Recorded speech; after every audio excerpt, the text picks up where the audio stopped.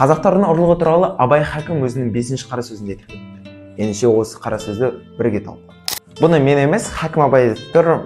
Бізде қазақтар дұға жасайды. Құдай жас бала сияқты бізді қайғысы ете көр дейді. Сонда бұлардың қайғысы не деген кезде Абай халықтың арасында кең қолданысқа енген, халықтың арасында тараған, күнделікті өміріне еніп кеткен мақал-мәтелдерді аргумент ретінде қолданып. Енді осы мақал-мәтелдерге сүйеніп отыра біздің түсінетініміз, қазақтардың басты мақсаты бұл білім үшін емес, ғылым үшін емес, әділет үшін күресу емес. Қазақтардың басты мақсаты бұл мал жинау.